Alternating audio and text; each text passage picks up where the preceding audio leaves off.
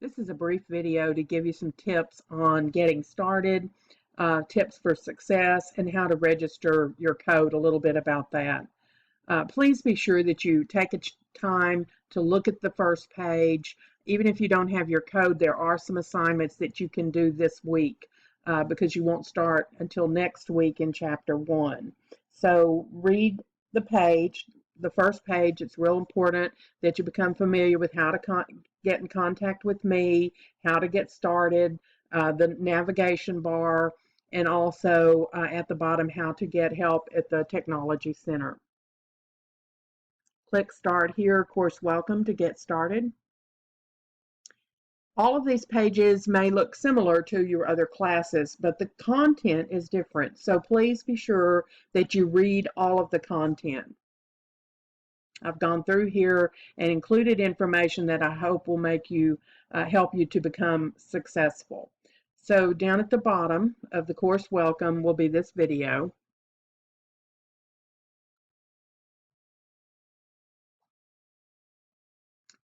Our course navigation changed in Canvas last summer, so with an update, so be sure that you check out the new course navigation page as it has changed.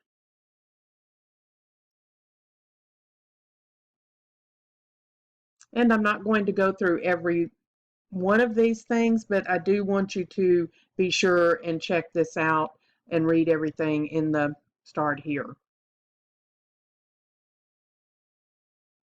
Once you've read all of the Start Here, then you can go directly to the modules by clicking on Modules. You can collapse that if you need to. And in Chapter 1, each of the chapters start with an overview.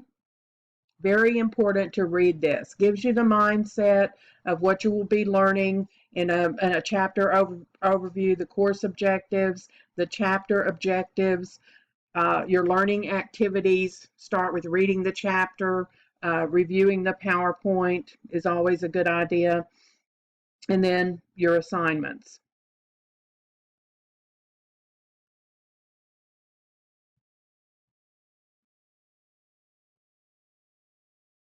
Okay, here is where you will need to register your code for the first time. It tells you to load Chapter 1 and read the chapter in a new window. So when you click on this, it's going to take me directly to my course, more than likely. It didn't, so good. So here's where you will be linking your account. So it's a one-time process. If you don't have an account, then you click here. If that's what you intend to do is buy it from here, click Don't Have an Account. If you already have one, most of you will not. You shouldn't have one because this is where you have to register. So click on Don't Have an Account. You'll register your code if you have purchased one. If you haven't, you'll have an opportunity to purchase one. And then you also have an opportunity to get the 14-day trial if you need to. And that's how you register your code. And it's also how you will access each of your assignments. When you click on assignment, when you see that tool, it will take you to those assignments. Okay, so in Chapter 1 and 2, you'll read the chapter first.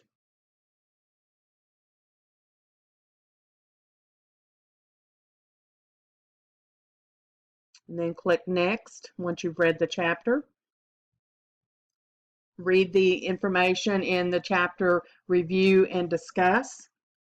And at the very bottom, load Chapter 1. This is always going to take you to that code you purchased. And again, you will have been registered at that point and you will have been logged in, your credentials will be there, and so you won't have to do that every time. It'll take you directly to the assignment. When you finish the assignment, it will put the grade in. You just need to close the tab and go back to where you were and move on to the next assignment. It's very important to keep up in this class. There's quite a bit of work. Remember that it's an 8-week course, and it's very important that you stay on top of it. You need to to span your work out over the week. It's a good idea to read the chapter on Monday and then start your assignments on Tuesday, Wednesday, and Thursday, and then finish up the assignments over the weekend. You will have a discussion every chapter, and that discussion has to be done by Thursday of each week. And then you will respond on Friday through Sunday to another learner. So you want to be sure and remember that one deadline.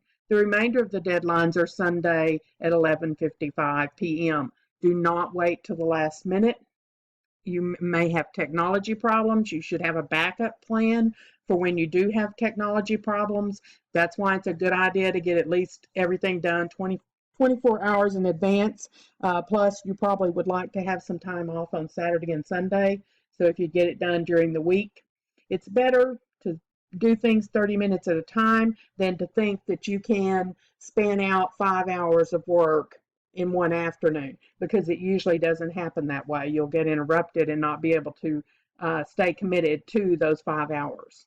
So it's really better keep your work ready and keep working 30 minutes at a time if that's what it takes. So use your time management skills so you'll be successful in the class. End of this video.